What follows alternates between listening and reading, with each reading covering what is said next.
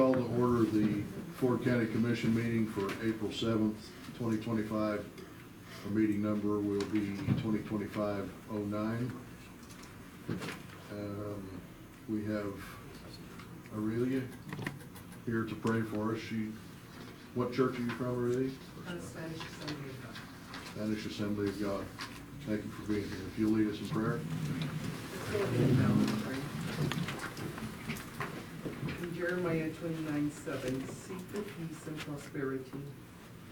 Pray unto the Lord for peace, because if it prospers, you too will prosper.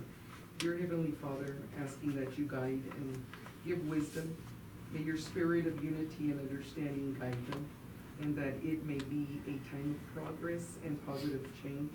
I ask for a blessing upon this county meeting and all its people. Bless their discussions and efforts. In the name of Jesus, amen, and blessings to all. Amen. I pledge Allegiance to the flag of the United States of America and to the republic for which it stands, one nation, under God, indivisible, with liberty and justice for all. Thank you, Aurelia.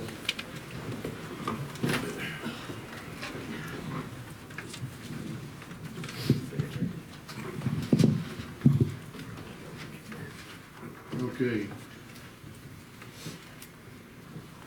First up on the agenda, we have the consent with meeting minutes for March 17th, work session and regular meeting. We have approving credit card statement.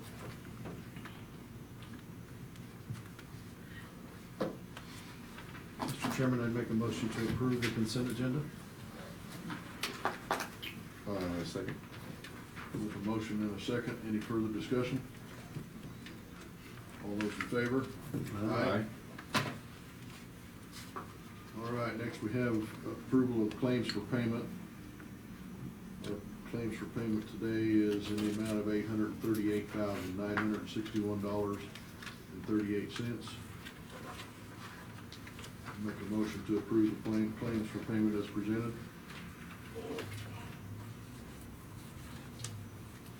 I'll second that. The motion and second. Debbie, we got anything of note there? HVAC, payroll clearing, and we have senior center allocations. Okay. Any further questions? All those in favor? Aye. Okay, we have open public comment. Limit to 5 minutes per individual, 15 minutes per topic. Final action to be deferred until the next county commission meeting unless an emergency situation exists. Do we have anybody for open public comment? Yes, sir. We got one taker. Come on up, introduce yourself. Notes for you guys here. Okay. Thank you. Thank you. Anyone?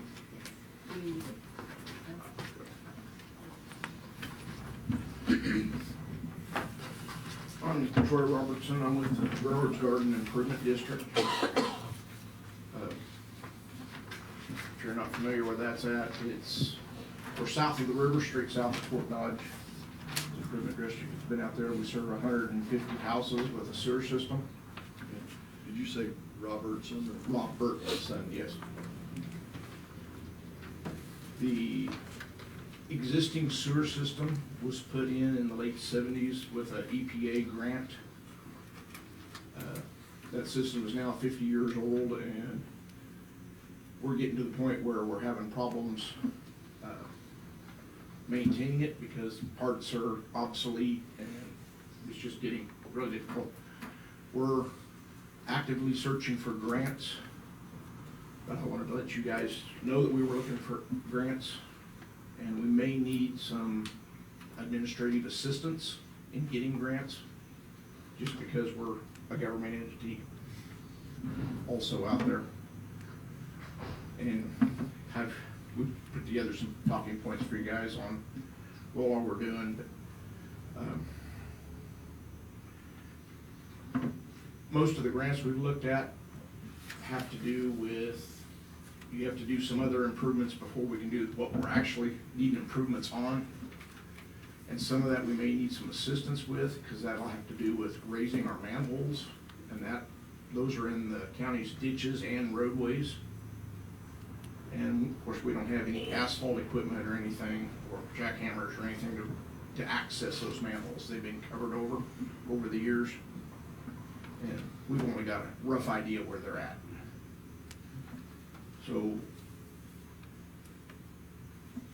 we just wanted to open up a conversation with you guys and let us know that that's what we're looking at.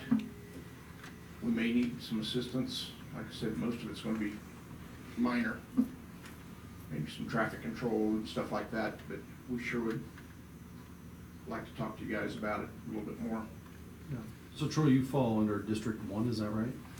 I believe that's District 1. Okay. Yeah. Fort County B District, yeah. Yeah. Enterprise So, Township. Enterprise Township, okay. Yeah. So, do they do any maintenance now for you on anything? No. Okay. And your goals, you have your, number one is just locate all manholes in the system? Correct. There's about 47 manholes out there, and Okay. currently I know where 5 of them are. Okay. The rest of them are buried and hid.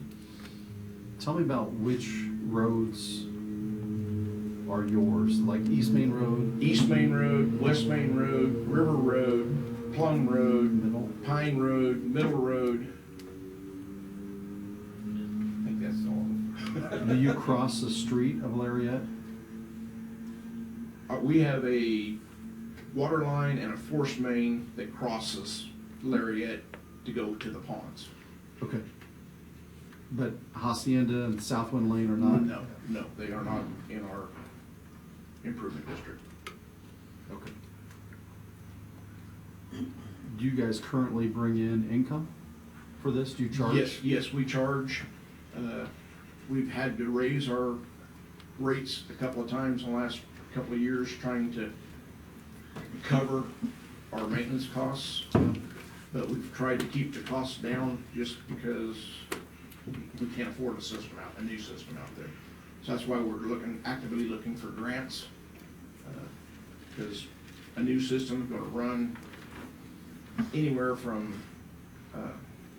$250,000 to $350,000 to cover our 2 pump stations that we have that move the sewer.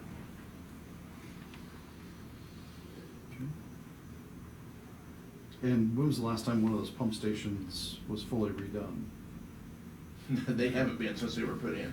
From, okay. Like I said, the equipment's 50 years old. Okay. Like I said, we're having problems starting to get some of the equipment. We've kind of ingenuity did some of the things to keep things working. But it's not the best, and we're really looking at having to have improvements because our pump bowls are wore out, the motors are wore out. We've had the motors rebuilt, I don't know how many times. The last motor we had rebuilt, they told us it wasn't gonna go the next time. That it was on its last leg, so we do have a spare motor for one, but the motor we use for one pump station isn't the same motor that we use at the other pump station, because the other pump station is a larger pump station, so it uses larger motors. Like I said, that was put in the middle 70s, and it's all pretty much still the original equipment.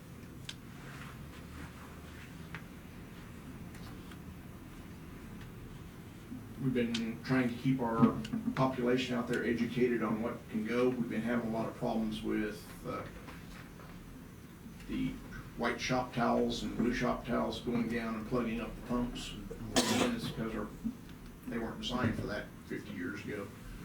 Nobody knew what those were 50 years ago, so. Well, I know there's grant money that's available, USDA has. That is actually, USDA is one of them we're looking at. Right. They've got some restrictions. Like I said, we may need some administrative assistance with that.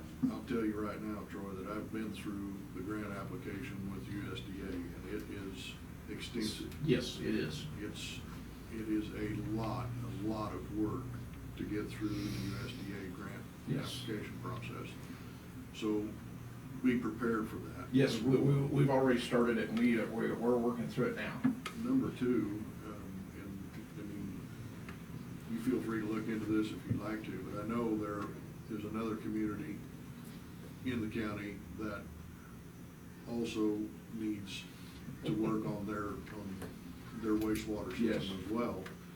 And a possibility that you might look into is whether there are any advantages to the two of your entities applying for grant money together.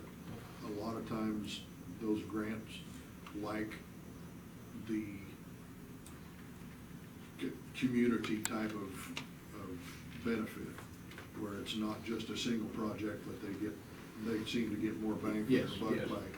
by pooling different projects together of a like nature. So that might be something that you could check into there a little bit too, and see whether that Yeah, other community is. we've been exploring a lot of avenues, and Interested. that is one of them, but like I said, we have started the process with USDA, and we have a couple others that we're in the process. But I just basically wanted to open up a line of communication with you guys, let you know that we are working on it, where we may need some assistance on some minor things. Ben, I got a quick question for Yes. you. We wouldn't have anything as far as GPS locations on any of those kind of manhole covers or anything in our streets, would we? We do not have it, but we could certainly generate it. That is something that I would really like, if we can get the manholes found where we could get them a GPS and get the line system in. I would say, if we're gonna go through the process Yeah. of finding them, that we need to make sure that we do that, so that we're not just Yeah. out there with a pickaxe and a shovel trying to find manhole covers later on. Right now, the only access I have is by one of them that I have found, measuring off of it to the next one, and then measuring off to the next one, and just, I have those measurements. Okay. But, like I said, without starting at one end and just working our way through the whole system. Because I know where three of them are at the very west end of Railroads Gardens, and I know where one is clear at the very east end of Railroads Gardens, and that's the four I know of. That I've actually physically seen. Well, kudos to you on keeping it going for 50 years, and I've been on the board 20 years, so. Oh, wow. I know the kind of engineering that goes into that, and it's great work that you do to do it with the little resources that you have, but there comes a point when that's no longer an option. And that's what we're running into, is we're getting to that point where it's no longer an option, and EPA rules and regulations come in and start changing things, and it kind of limits what some of the stuff we can do. So, Okay, anything else for us today? like I said, I just wanted to open up a line of communication with you, and hopefully we can Appreciate you coming in and talk about it and see what we can come up with. see what we can follow up with. Okay, all right, thank you.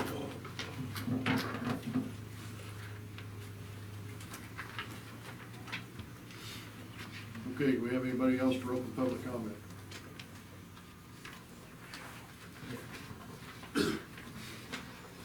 Seeing no takers, we will move on to nothing under unfinished business. Legal counsel.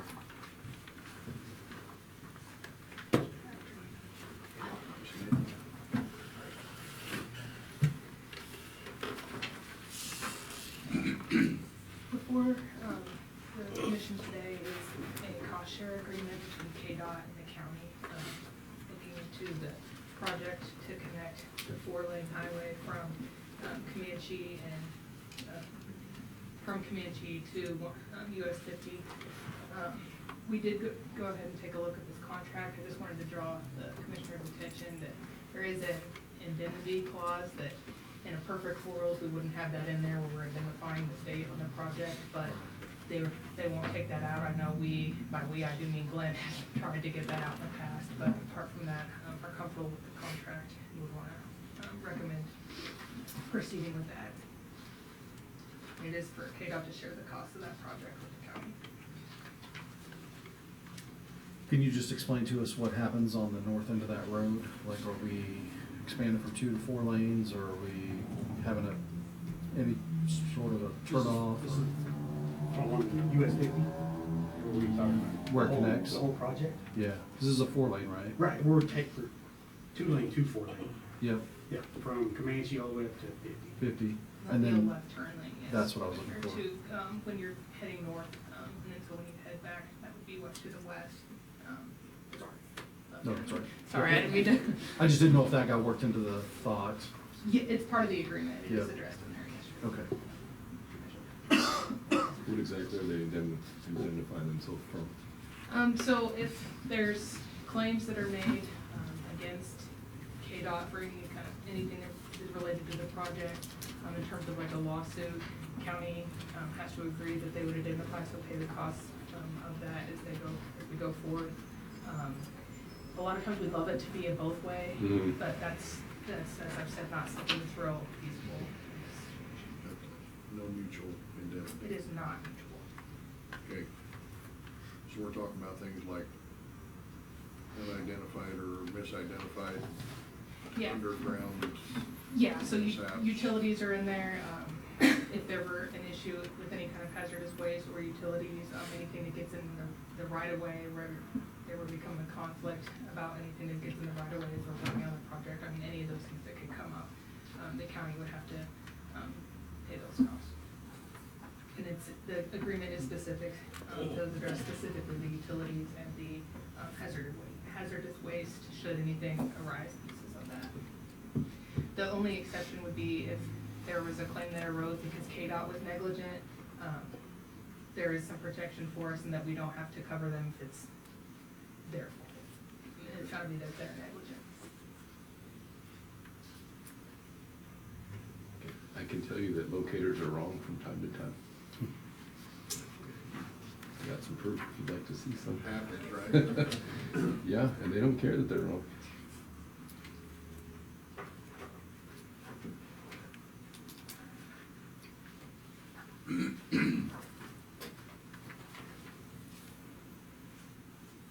So this is an action item. And I would make a motion that we approve the Kansas Department of Transportation agreement number 10-25 as presented. I second. The motion is second. Any further discussion? All those in favor? Aye. Aye. Thank you, Commissioner. Thank you. That brings us to the county administrator's report. Thank you, Mr. Chairman. The first 2 items are for Chief Boyd.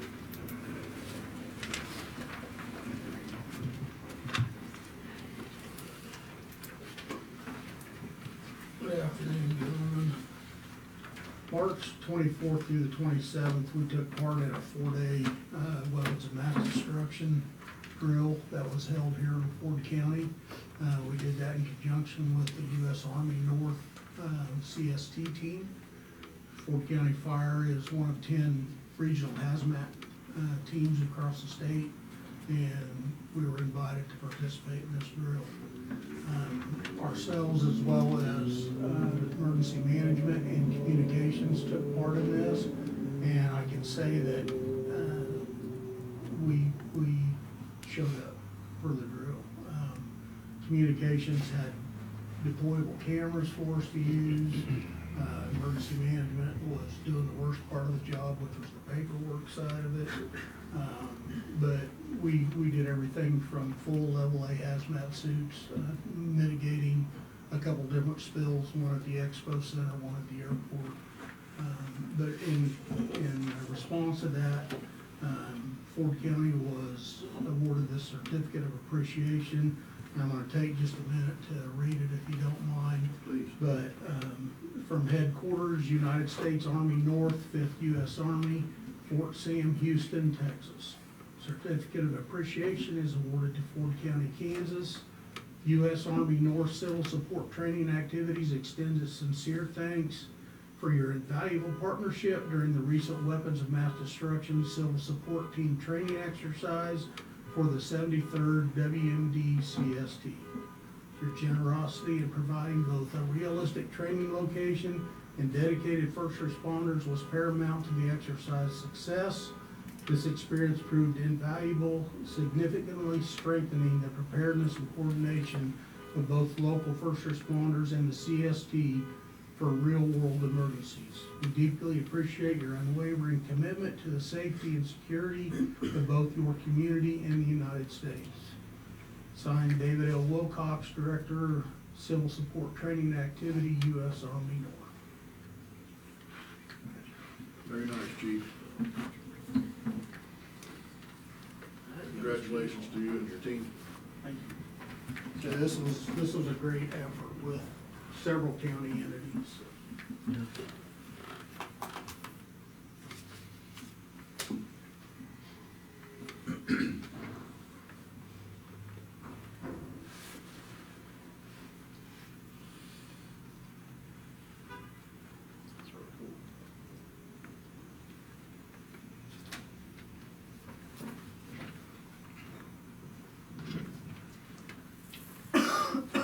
You got a spot to hang it? That's for up here. Okay. Well, congratulations to you and your team, Chief. And I just want to thank everybody that was involved. It was pretty big undertaking. Good job.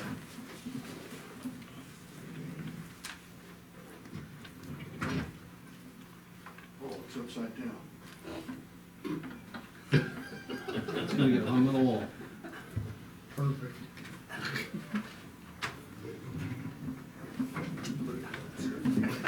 Now we get to the hazmat part. The frames are tricky. Okay, what do you got next, sir? The second item I had was for our image trend software renewal. This is our report writer software that we use for all disciplines, as well as the tracking of fire hydrants across the county that we're responsible for. This was a budgeted expense and planned expense. The price of this is directly in correlation with the amount of calls that we do a year, so it continues to go up every year, but not drastic. So I have asked for permission to renew this image trend software. How many years have we had this now? 5 or 6, probably. 6. It's working well. Yes. I remember when we went to this. Yeah, we went from Firehouse to this, and when we started, we did just the EMS side of it, Right. because it was a state-sponsored program, it didn't cost any money.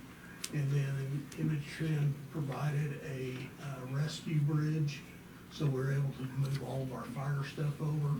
Firehouse software, if you remember, 4 or 5 years ago, they were doing away with the platform, so we were able to put the fire platform on with EMS, so it's the same software.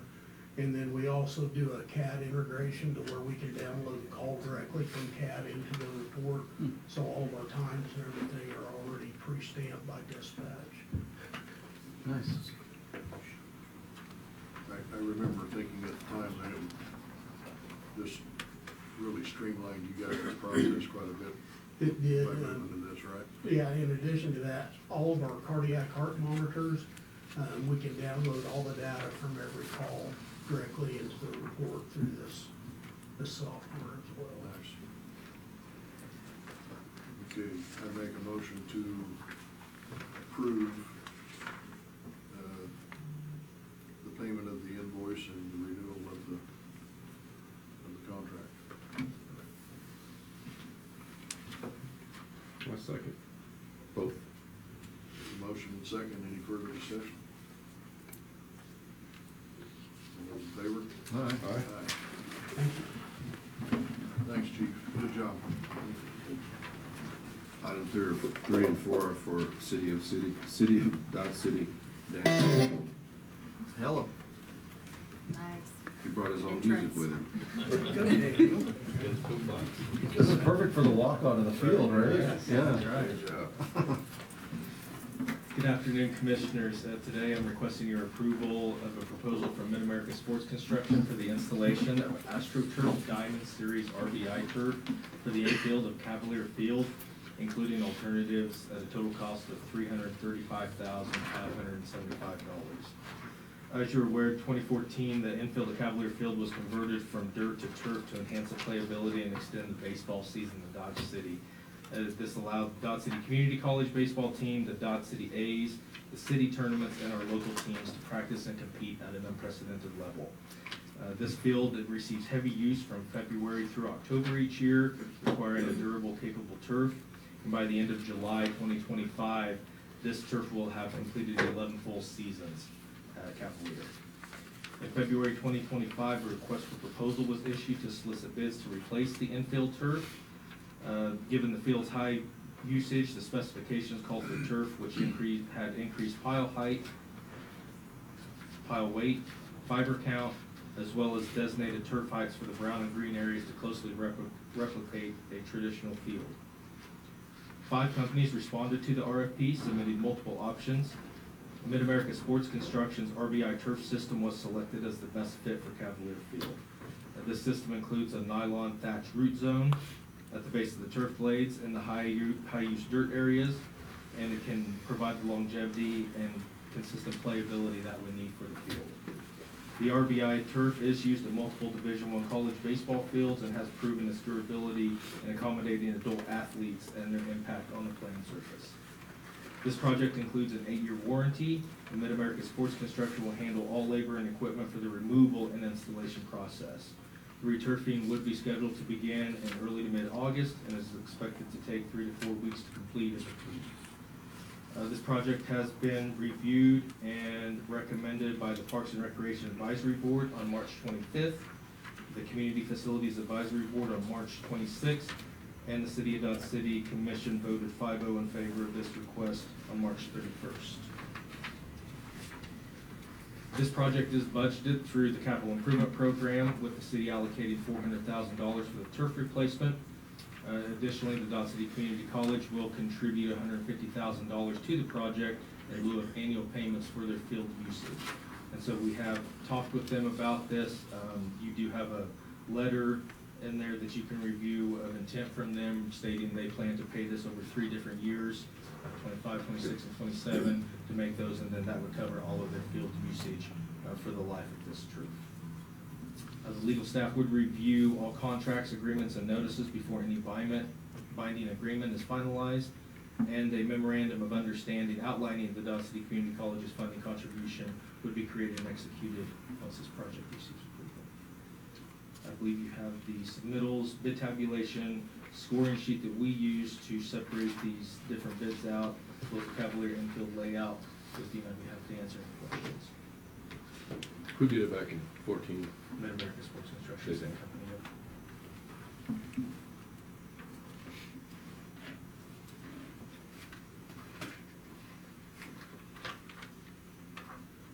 Are you familiar with all the companies? Like, have you seen all their turfs? Yeah, so Mid-America, we had them here at Cavalier. Hellas, we have at Legends, so I mean, we know Okay. about them. Sprint Turf has fields at Genesis Complex. They just installed there's 4 newest fields there. Field Play is actually very, Genesis is, Goddard. west of Wichita and Goddard, yeah. Okay. Hellas did the college's turf field back in 2013. Yeah, and they've done Demon Field as well. Okay. Field Play, they're big in the college sports world for baseball as well. And United, they run a AstroTurf product as well. So they're probably the one that I'm least familiar with, but I know about the rest of them. From the pricing, I can see why. Yeah, that's one of our big things with the price on this one. But you know, this is one of those things where this turf is known to hold up well with the older athletes playing on it. Legends has done well, but the majority of our impact is from the youth.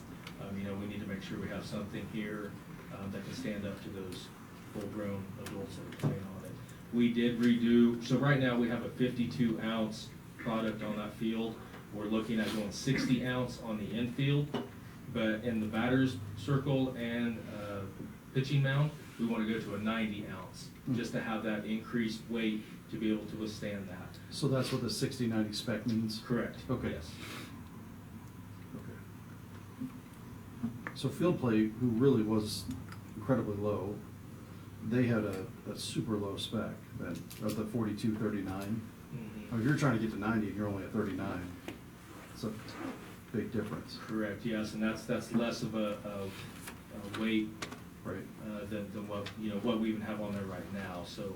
Yep. The thing with them is that weight allows, like, the cleats and that the players use, dig in and, you know, be able to play maybe a little more naturally. It is a lot more labor intense than what some of the other turfs are, but, you know, that's kind of the big difference with them.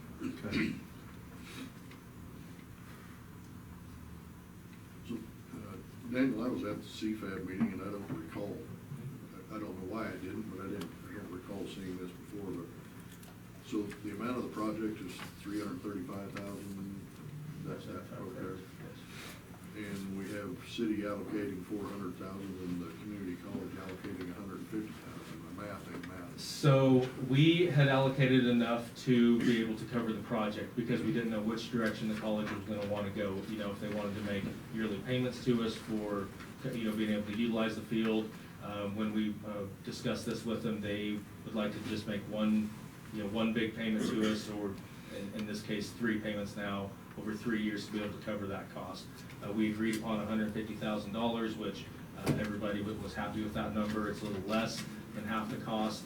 Some of those alternatives that are in there are putting Conquistadors down the first base line and then Cavalier Field down third base line. And so, you know, all of that would be covered in there as part of that payment. So we have more budgeted just because we didn't know where this was gonna go. So the rest of that money will just fall back into the CIP for the city. So we'll cover the rest of that beyond the $150,000. I was just making sure I wasn't missing something there because the numbers just didn't. Yep, no, I Okay. And the college 150 is for 1 year, or is that for like multiple years, like the full length of this thing? Yes, basically 10 years. That's what we anticipate replacing this turf again is in 10 Okay. years, yes. Okay. Got it.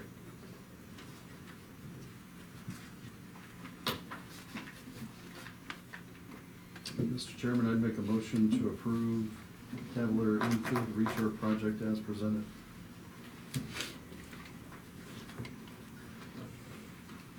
I would second the motion. Any further discussion or questions? Are they leaving it's gonna be grass outfield still? Correct, yes. If there are no more, I'll call vote. All those in favor? Aye. Thank you. Thank you. Thank you. Oh, you got more, don't you? Next up. One more, yes, sir.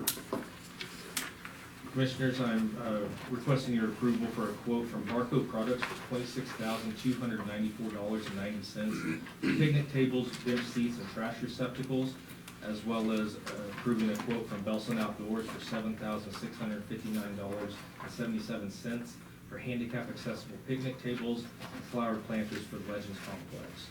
The total cost for this request is $33,954.67. The picnic tables, bench seats, and trash receptacles and flower planters at Legends Ballpark have all been in place since the facility was built in 2000. They've given us exceptional longevity, but they're showing their signs of extended life with the wear and tear, loss of rubber coating, showing rust and sun fading up there. Belson Outdoors and Barco Products are both reputable companies that we use within the park system to provide the different outdoor site furnishings that we need.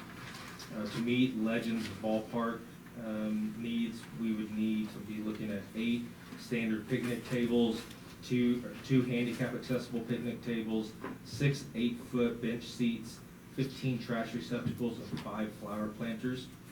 So we compared the prices between these two vendors and found the most cost-effective option for each. They match up with what we're putting out of the park system, so that's why we like to stay with these companies, because since they have the products that we're currently using within our system right now. The picnic tables have 46-inch tabletops with 12-inch seats. The bench seats, being 8 foot long, have 12-inch seats.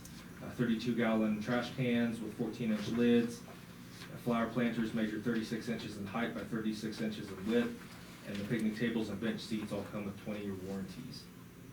This was reviewed by the Park and Rec Advisory Board on March 25th, Community Facilities Advisory Board on March 26th, and the City of Dodge City Commission on March 31st, and they all approved unanimously. So this is a budget expense through our capital improvement program with $40,000 being available for this purchase. And I believe you have the Barco quote, the Belson quote, as well as a Belson comparison quote to show you the difference in price between them and Barco, as well as a product description. I'm happy to answer any questions.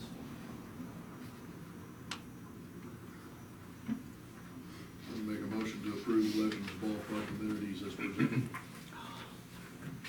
I'll second. A motion and a second. Any further questions? Hearing none, all those in favor? Aye. Thank you. Appreciate you coming.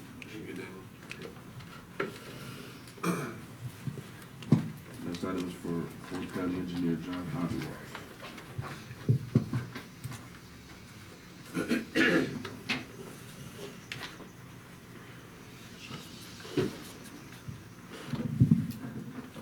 Good afternoon again, Commissioners. Here to Hi, give, Joel. thank you, here to give an update on county engineers' activities. It's only been a couple weeks since I was here last time, so maybe a shorter report than normal. I'll ask when I'm done if everybody else agrees. So Highway 50, quick overview, and have a lot of news to report there. I mean, they're paving asphalt, doing dirt work, working towards conclusion later this summer, maybe early fall. So let's keep an eye on things and see how they progress and get finished up. I, just, viewing Point of Rocks, I know we never asked for what they did there by putting like a facade in front of it. Mm-hmm. But now it seems that with the rains and things that they've had, they've got drainage issues on it. So it looks like it's filling up with either mud or dirt or something behind, in between the wall and the rock itself. Oh, really? So if you notice, they've been going over it and over it and over it to make it cut down and drain better. And now they've got stacks of rocks up there. It looks like they're filling in that gap. I see. So just surprising that, the whole idea was that it would still stay exposed and people would be able to see it. Now it's not holding up to what they want. So just Haven't been by thought, it for a little while. yeah, just interesting to view that as it kind of goes on, going back and forth. Didn't expect it to rain out here. I just don't understand the whole idea of that facade wall. I mean, but again, it's KDOT doing what KDOT does, so. My understanding, it was supposed to be a natural stone look when it was done. It was kind of a contractor change Yeah. by a company out of, I think they're out of Colorado, that did the installation. Yeah. I have no idea. Interesting. Yeah. Good to see. Anyway, if you get a chance to view it, it's really wild to kind of watch them cut in the drainage on both sides of the wall and slope it down and mount it up with rocks now. Yeah, I'll have to ask about that. Interesting. Yeah. So for county funded projects, the 113 road resurfacing and 4 lane expansion, this is the KDOT cost share that you just approved a few minutes ago. We did have a conference call meeting with KDOT Access Management Unit this morning to talk about tying into the highway with a couple of additions to the plans. Stop bar at the stop sign there on the south side of Highway 50 and adjusting location of one sign. KDOT indicated they're willing to approve what the county has presented in the construction plans once we get those revised plans turned in. And we'll get approval from KDOT as far as tying into the highway.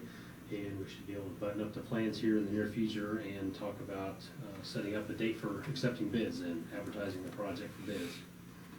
So, With them now not requiring the traffic study, are we able to move that date up any? it'd still be in May sometime, probably late May. I mean, it's gonna take about a month to advertise the project and This receive construction bids. is next year though, is that? No, we're still talking about this year. Oh, It's you are? intent, yeah. If we open bids in May, we're gonna ask for construction to be completed before the end of the year, probably into November. Keep our fingers crossed we have a decent November. Okay. But yeah, we're still looking for this year. Okay.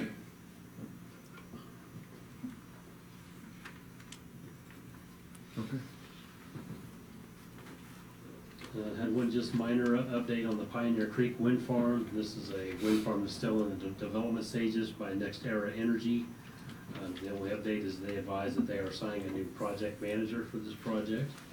As far as I know, it's still probably a couple years out from construction. So we'll look forward to getting introduced to the new project manager as that project moves forward. Boot Hill Solar, if anybody's been out by where that project is being built, there's a flourish of activity, not only on the project site itself, but they've also been working on installing the rock material to the county roads that they're planning to use for haul routes. That was part of the road use maintenance agreement. They were, as of when I wrote this memo about a week ago, they were about half done with their work on the roads. They have just said that they are planning to pull Pine Street out of their haul route courses, so that about a quarter mile or so going north of Lariat will be pulled out of their haul route map.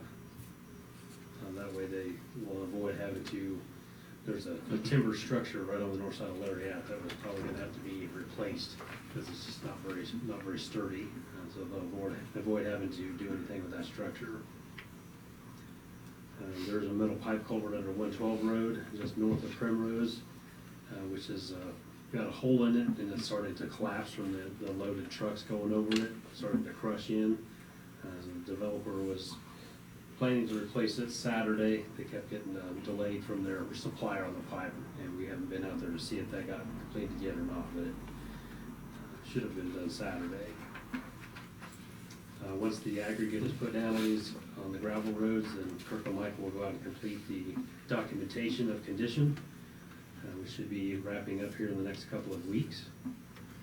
And then the other thing was that Road Bridge got a notice from them that they're planning to move their transformer from the railroad offloading site to the project location next week. The one big heavy load will be going through potentially next week. Going to the backside of my list of projects here, Off-System Bridge 101. The last county commission meeting, March 17th, I brought up that in the permit review process with the Corps of Engineers, they coordinate with the Kansas State Historic Preservation Officer on bridges they considered of potential historic value. And so because of the nature of the way Off-System 1 was constructed, being it's a reinforced concrete span that's got kind of haunches or arches on the underside, and the age of it, they consider it somewhat historically significant. And in some cases, they might ask for the bridge to be salvaged for preservation.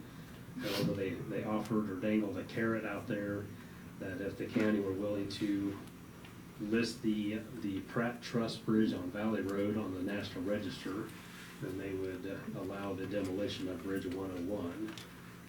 I brought this up at the March 17th meeting, and it was tabled to today. It just wanted to make sure we had commissioner support.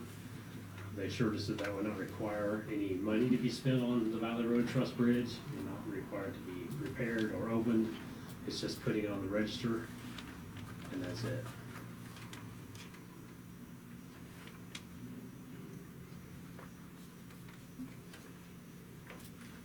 So, Commissioner Thompson, I believe we kind of tabled that because you weren't available last year. We wanted to make sure you were here to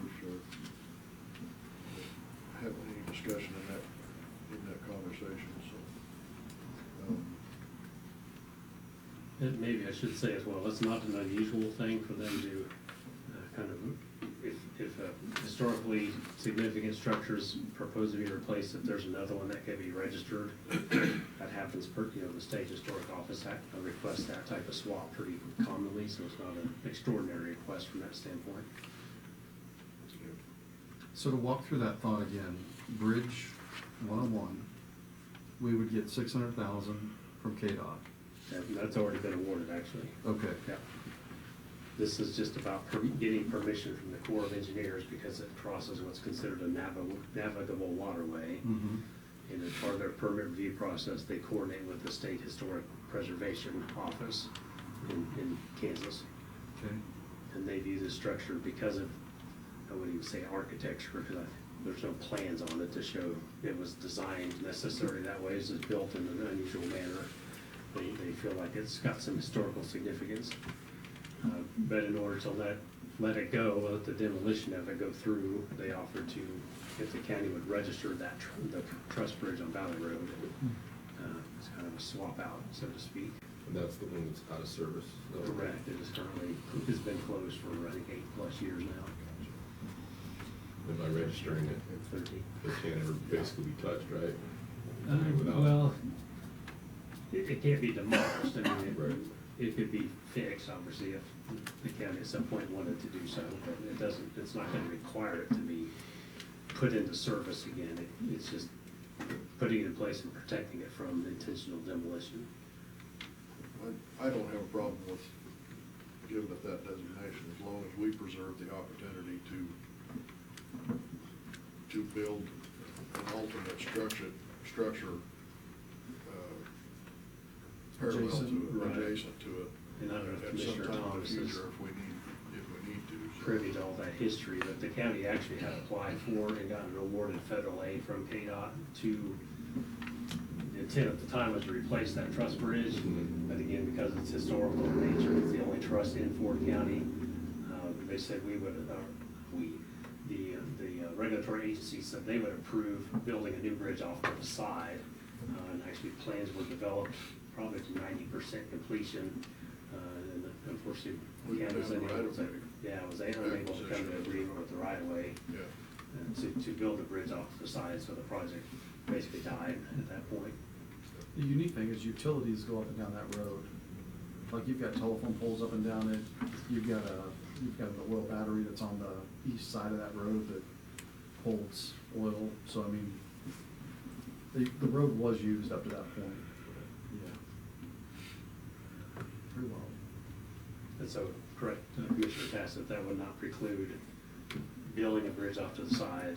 At some point in the At some point in the future, or some sort of structure for passage. And it's currently, what, 100-foot span, the bridge? Something like that, It's 110? about that, it's pretty decent length. But just across, It appears to us when we observed it that the channel was widened to fit the bridge. Right. Because that bridge was moved from another location. right, Because the channel's much narrower, you go upstream or downstream. yeah. But right there, it looks like the channel was excavated east and west to fit the bridge in there.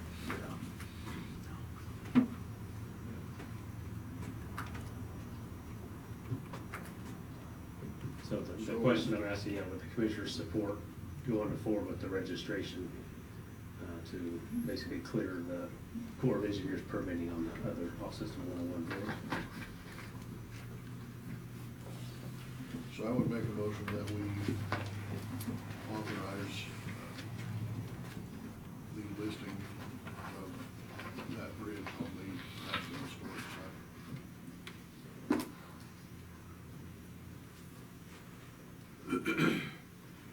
I'll second. Motion and second, any further discussion? You wanna make a plaque that's affixed to the bridge that actually explains that? This was done in lieu of. I don't. Fair enough. I would never not spend money. All right. I have no further questions or comments. I'll call a vote, all those in favor? Aye. Aye. Okay, thank you very much. We will get back with the State Historic Preservation Office in the fall and continue forward with that effort. Off-system Bridge 50, I believe I actually got a notice today that KDOT put out the call for projects for funding again this year. And so we would plan to apply for off-system Bridge 50 to get local bridge improvement program funds from KDOT again. As far as active projects, just a quick update on the Clark Solar Farm. This project that have been in development by a company called Acciona. We've been notified it's been sold to another developer named Tenaska, who is based from Omaha, Nebraska. And Tenaska sent a draft road use maintenance agreement for Ford County to review, so myself, as well as county legal, is in process of reviewing that agreement. I don't have, in my knowledge, at least a date of when they might want to build that solar project, if that's pretty short order or down the road a bit. And the next item is the Mako Wind project, being developed by Invenergy. They also have submitted a road use maintenance agreement for Ford County review, and we are working on that right now, and I've committed to the county councilor to have my comments back by the end of this week, and get that moving forward. And as a new business item, I just wanted to let the commissioners know that KDOT through the Ike Transportation Program had committed to have local consult meetings every 2 years to solicit input for future highway improvement projects. This year is year 2 in that cycle. And they have named the Southwest Kansas meeting date to be October 14th in Liberal. I don't have an exact location. The last time they did it in Liberal, it was down at the community college, Seward County. But if you recall, Bassett and Boys, at least you were on the commission 2 years ago, we had worked with the city to develop kind of a list of projects to promote for whoever would go to that meeting, as well as, I think KDOT, actually the district office, requested we submit this prior to the meeting so they would have it on hand. So I did include this with my notes just for reference at this point in time.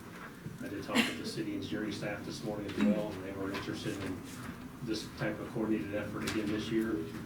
So some of these projects, I think, well, I say some, maybe 1 or 2 have either been addressed or kind of in process in one shape or form or another. So this will probably need to have some revisions to it, but a lot of the projects, as you guys know, transportation improvements take some time, so a lot of them haven't been addressed in just 2 years. So this list will probably largely be the same as it was. But I'll be looking for your input as the summer goes along here, and interact with the city. We can come up with a joint list of projects to promote. So John, we were at the meeting at the USD 443 admin building and with KDOT, and we got into a pretty good discussion about roads around the area that were good and then some that were bad. And one of the ones we keep bringing up is basically from Wyatt Earp to Trail. And they had mentioned again that they are proposing to do a big 3-year project there that would actually be 56 million is what their number was at the moment. So just their initial study is that would be tore up for a period of time.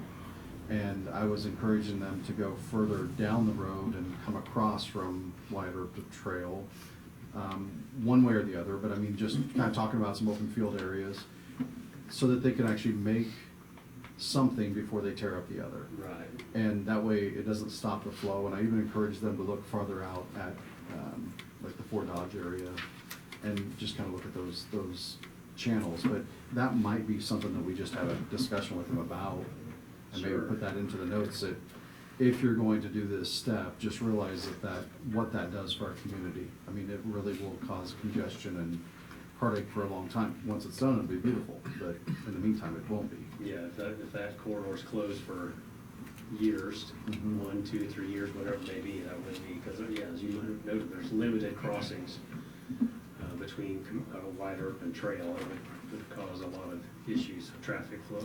There were some really interesting ones that they had talked about, but even in the discussion, one of the conversations was, as you would come from Wyatt Earp going down to Trail, they would close the Butter and Egg Road, and that would become a cul-de-sac. And you would only be able to exit and enter it from another way. And I thought that isn't necessarily something that we would be in favor of because of just the thoroughfare that comes up off the road there. So, I mean, there's businesses right off that really have a need to stay in business. Right. And truck traffic does use that, but so does residential. So just trying to have them kind of see it maybe a different way, and just want to keep that abreast. financially, that even to do that size of a project is probably still years down the road, so there's some time Right. to look for alternate routes and maybe get something put together there Right. in advance. When I talked with the city staff, since you're talking about that area, they did mention to me that KDOT has a project in process to do some rehab on the pavement, kind of in front of, between KDOT and the John Deere implement dealer there. Okay. It sounds like they're planning to mill off a couple inches of the concrete pavement and put in asphalt to try to smooth everything up. In the intersection of 113 and White Earth and back west to about the Flying J entrance and south almost to the bridge approach. Okay. The way I understood, it sounded like they've already taken bids and the contractor may be starting within the next 30 days on that project. Oh. Something I hadn't caught wind of, I honestly, until today, so that'd be Yeah, that would be a good. nice to know. Band-Aid at least to get, to make it ride better in the short term. Yeah. And of course, the city is working with KDOT, as you mentioned, on the bigger project south of the bridge to try to improve Trail Street, that intersection, and do something different with the bridge in the big scheme of things.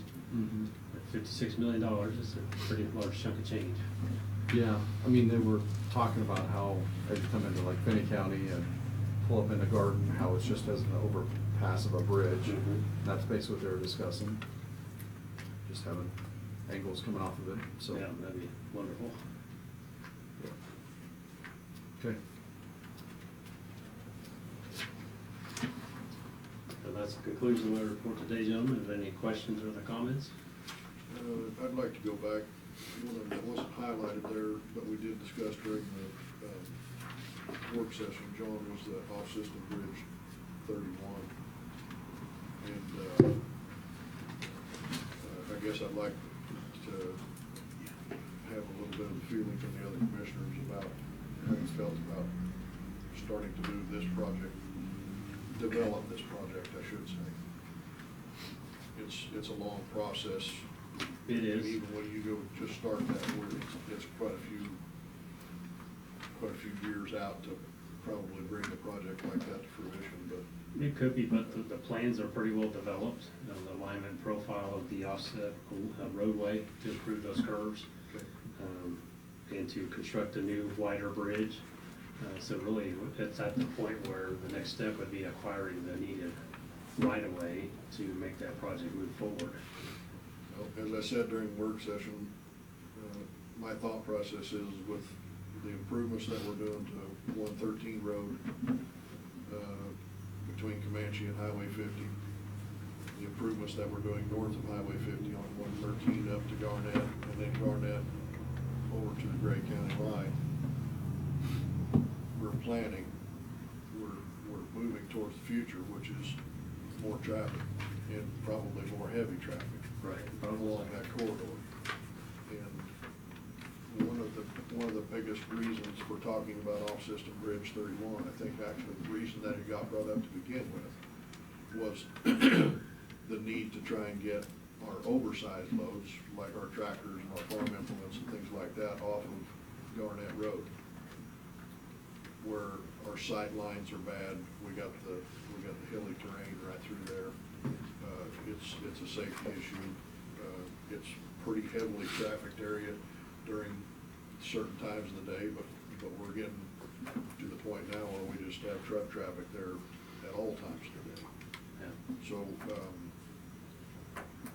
my thought is that it's time to start pushing this project forward a little bit to actually try and get some of that oversized traffic off of that road.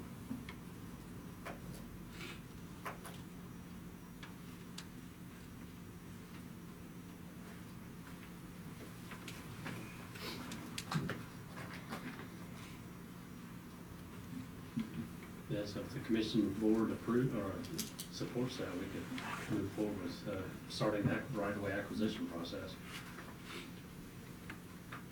Once that's done, finalize plans, and as I mentioned during the work session, I think it would be a possibly favorable project to like the KDOT cost share. We can look for funding opportunities to help pay for building it. I think that's what I'd like to get it to, is to the point where we can start Right. submitting to KDOT for. And I think this for project, cost share. because it is so much right-of-way involved, since the road's gonna move over, I think it would be good to have that right-of-way purchased ahead of time before we go after grant funds. Right. Just to clear that hurdle. It might take a little time to negotiate that out with the landowners. Sure. And utilities, there's utilities along that road too that might need to move along with that. Do you recall on the new alignment that it had, how far off it was from the old one?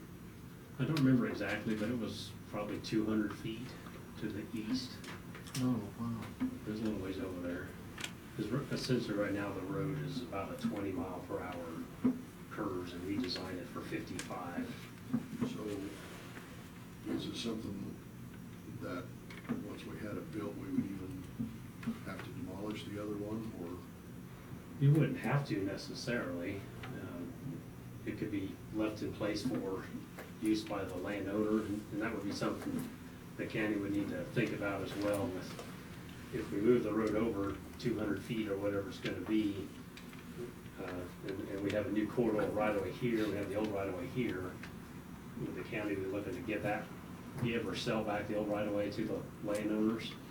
And of course, there's two different landowners on each side of the road, so who would get that property? And that would be part of the discussion as well.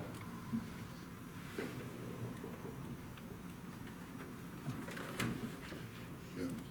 But no, there's nothing that requires that bridge to be removed necessarily. It could be, I mean, if you drive around the state where KDOT's abandoned highways, you'll see old structures and boxes and bridges. That's kind of what I was asking, All is, the time. you know, if it doesn't have to be taken out, and there's not a landowner issue there, that's demolition cost for you to have to. And it gives them a crossing in their property too, they can get across the creek, because that does have water in it most of the time. Yeah. Okay. Is that a fishing area at all? Like, is it, I don't, Yeah, I don't know, I haven't been down there for a while, but Yeah. a few times I've been through there, I haven't seen anybody. yeah. It's a pretty narrow bridge, not much room to stand, but if you talk to the landowner. I didn't know if There's it- water in it though. Is there? Yeah, I was there maybe a month ago, went over that bridge. It is tight. Yeah. You gotta go Yeah. slow. Yeah. It's not very big, but there's water in it. Yeah. So do we need a motion, Administrator, to authorize moving forward with this then? And we've never given that in the past. Not to purchase right To away. the point of purchasing right away, I don't think we have. Okay. I know we've had some discussion because the landowner contacted me about it Yeah. back 5 years ago or whatever it was that we had talked about it, but I don't think that we ever got to the point where we actually were negotiating Okay. purchase. So. Yeah, I think there was some initial contact is all that I know of, from the road and bridge department, that's probably been, 5-6 years ago, it's been quite a while. I don't remember when we started this project.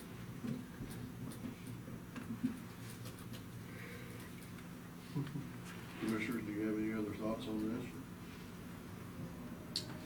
Well, I think my initial thought is, I do like the idea of keeping roads open. I like the idea of, safety. I think that this is a safety issue on this one, it always has been.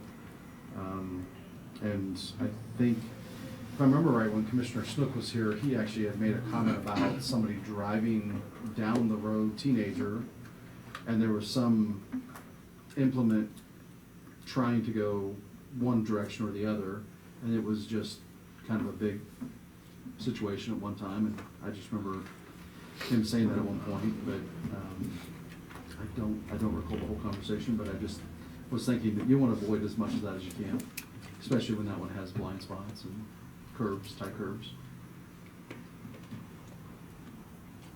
Yeah, it'd probably be nice to clean it up, for sure.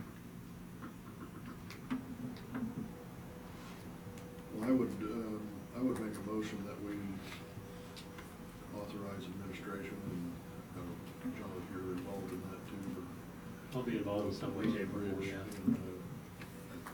In working towards, right-of-way acquisition.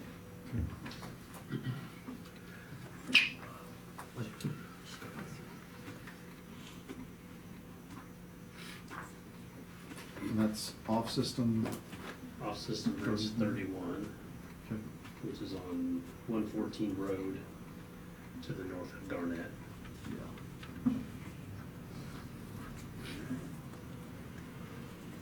I will second that. With the motion and second, any further discussion? Would almost certainly have to go east, wouldn't it? That's what we laid It's it out. west, I mean, there's a structure to the west. Someone's built there.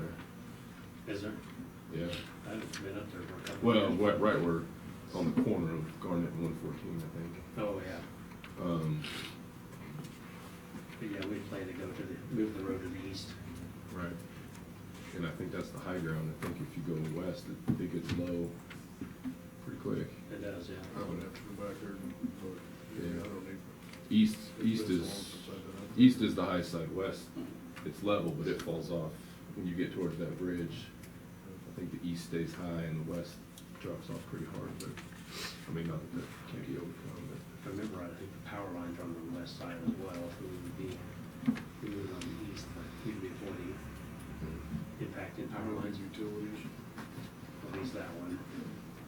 The question would be, if the county wanted to abandon the old right of way, we get to that point where the utilities need to move, or could they stay where they're at?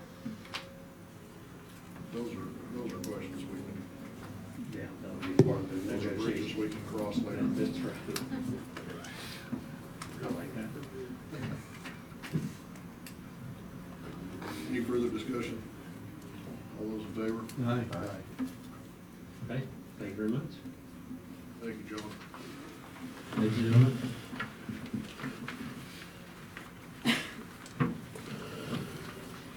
Next item is for Road and Bridge Director Brad Ross.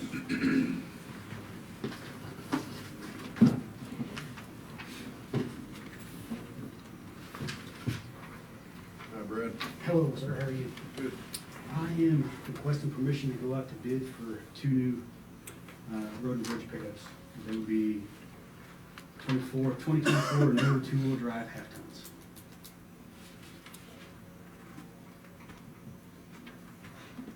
I'd make a motion to approve the request to go out for bids for two vehicles as presented. I'll second that. Motion second, any further discussion? Not four-wheel drive. No, not these. That'll be my question. I was thinking the same thing. Yeah. Like, did I just hear two of them? We I have, heard it wrong. we have a few, but not all of them need to be. Gotcha. Okay, All right. very good. All those in favor? Aye. Aye. We've discussed using four-wheel drives in the road and bridge since I've been here. It's just easier for them to use two-wheel drives, because then they start getting into stuff they're not supposed to.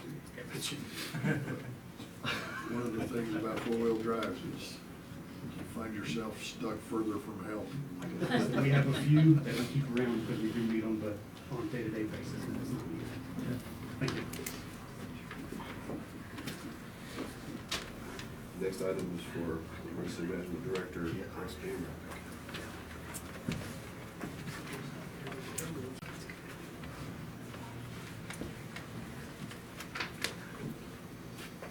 Afternoon, Rex. Hi, how are you?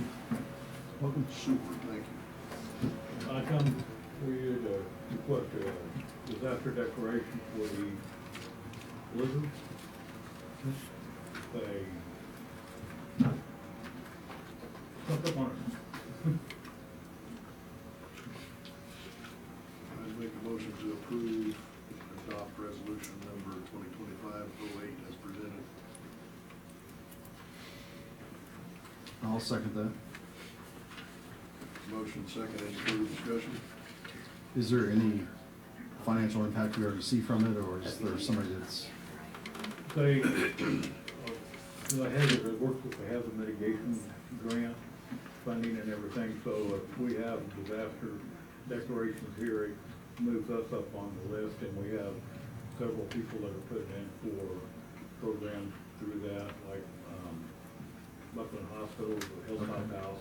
okay, You know, they're wanting to do build a safe house, a safe room there, or things of that nature, so it just moves them up on the short list a little bit higher. okay. Call vote, all those in favor?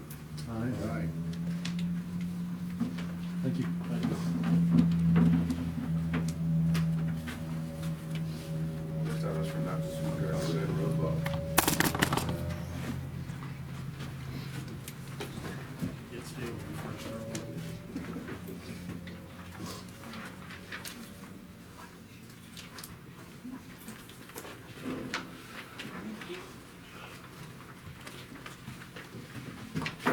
Anything change then? No, that's Okay. exactly what you're telling me. All right.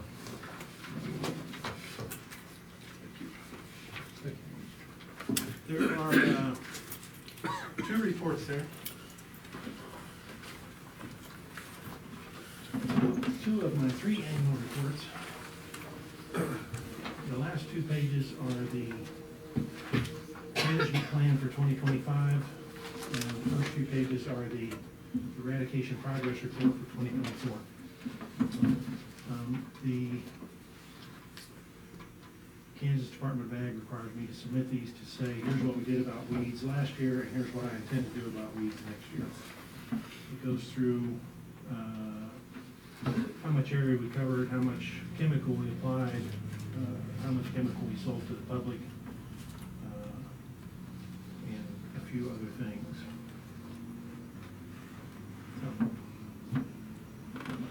So, this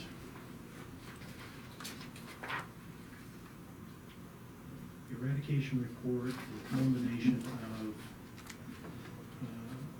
the time when David was most impaired and when I had no idea what I was doing yet. So this report is really ragged. It's as accurate as I can get it. We did have some effect on weeds, but I suspect next year is going to be a little more robust as far as the numbers go. And then the management plan is pretty much the same from year to year. Okay, we're gonna try and get rid of this particular thing and control buying weeds, that kind of stuff. So there's nothing special about the management plan. Any questions? I would be happy to try to address those. Otherwise, what I need from you is some signatures so that I can submit this to the Kansas Department of Ag and satisfy the statute for that. All right. Mr. Chairman, I make a motion to approve the noxious weed annual reports as presented.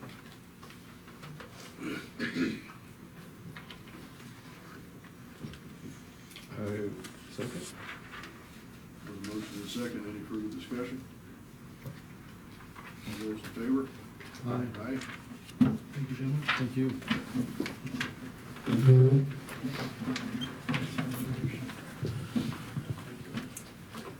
Next item is for Lisa Prado at the landfill. She's gonna be substituting for Rigo today. Okay. Welcome. All right, I'm bringing today a service quote for our John Deere loader that we're needing service in the amount of $48,459.18. We were able to have the hydraulic flush, so that will save us $2,868, bringing that down to $45,590.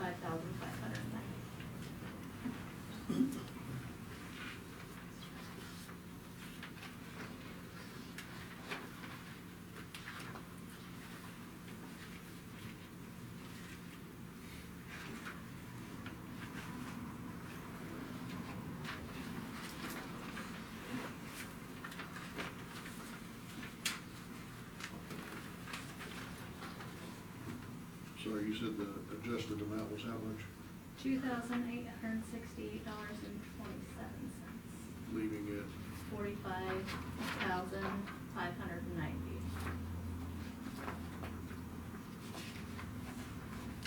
that's a hard and fast quote. Yeah, as hard and fast as it can be right now, yeah. I didn't know if we needed to come with a not to exceed, but I don't know what that amount would be. I don't know what amount to bring to you for a not to exceed. But if this goes more than that, we'll bring it back.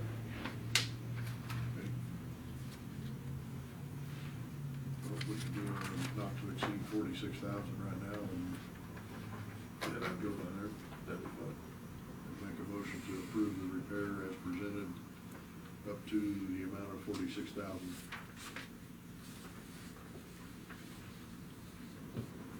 I'll second that. Motion second, any further discussion? All those in favor? Aye. Thank you. Appreciate it. Next item is for IT Director Matthew Brackett.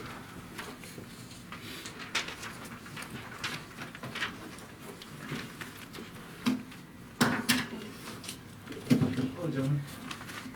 Matthew. So presented is the renewal agreement for our firewall system. It is a 3-year agreement, so this will be a 3-year item.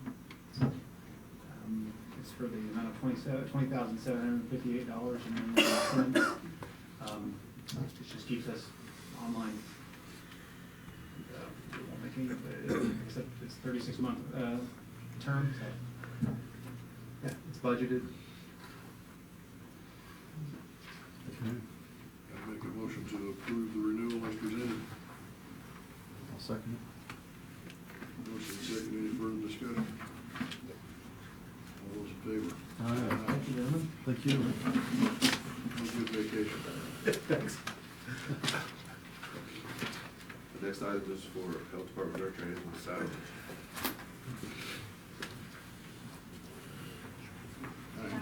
How are you? Good, how are you?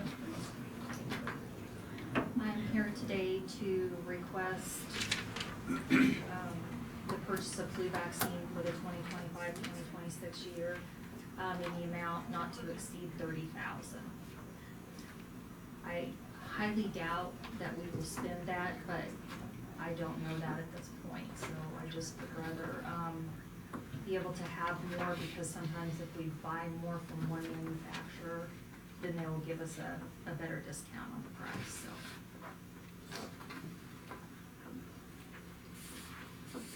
Do these have like a time limit on them?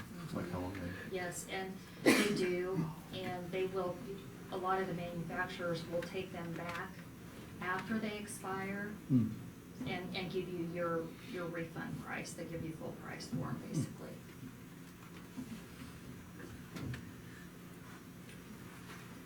I have on here suggested a motion to approve acceptance of the certificate from the U.S. Army. Wow. Totally different than mine. What does yours say? Mine says what his said. A motion to approve the purchase as presented. Yeah. Amount not to exceed $30,000. That's all right, we like having. I don't have We're just doing this Marines to or make sure you guys Navy are or paying Air attention. Force or X-Force or. It's just an Easter egg to look for. See if you're paying attention. Oh. We're going to come in here with about 8 different updates to our. Right, right. She's done a hell of a job too. Transition has been super smooth. We appreciate you, Elaine. I'll let you go ahead with the motion since you, it's not going down there. Oh, yeah. I'll make this easy. Says nothing. A motion to approve the purchases as presented. Any questions for me? I have the motion right now. Have a second? Second. Motion and second. Any questions for Angela? Hearing none. All those in favor? Aye. Thank you.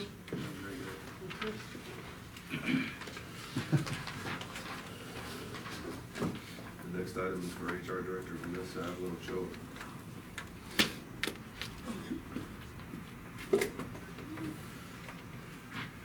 Hello again. Welcome, welcome.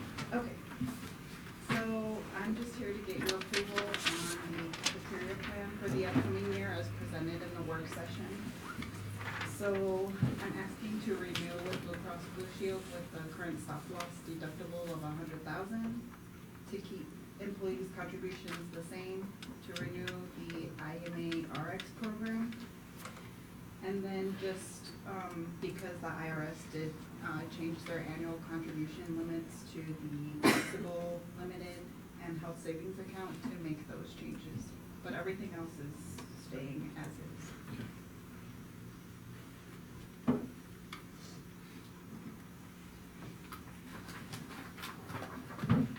Mr. Chairman, I'd make a motion to approve the renewal for the Human Resources Employee Health Benefits as presented. I would second. Motion and second, any further discussion? All those in favor? Aye. Thank you.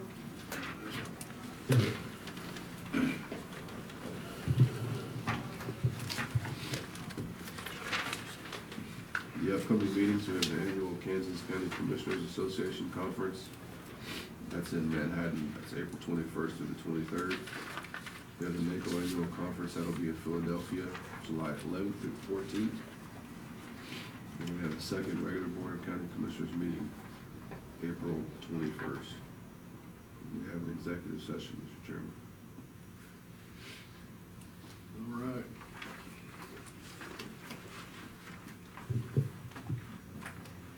We have an executive session on the agenda. I would make a motion that the board recess into executive session to discuss contract negotiations pursuant to the attorney-client privilege exception to the Kansas Open Meetings Act, KSA 75-4319 B2. In addition to the commissioners, the county administrator, assistant county administrator, county counselor, and assistant county counselor, Samantha Sweeley, should be included in the executive session. The open meeting to resume this location,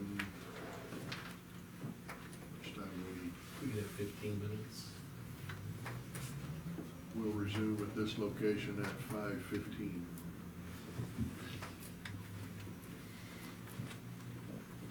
I'll second that. Motion second, any further discussion?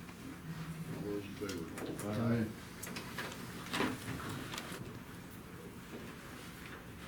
Okay, we are calling back to order the Fort County Commission meeting. We are gonna need to recess again into executive session. I move that the board recess into executive session to discuss contract negotiations pursuant to the attorney-client privilege exception to the Kansas Open Meetings Act, KSA 75-4319 B2. In addition to the commissioners, county administrator, assistant county administrator, county counselor, and assistant county counselor to be included in the executive session. Open meeting to resume at this location at 5:25. Motion and second, any further discussion? All those in favor? Aye.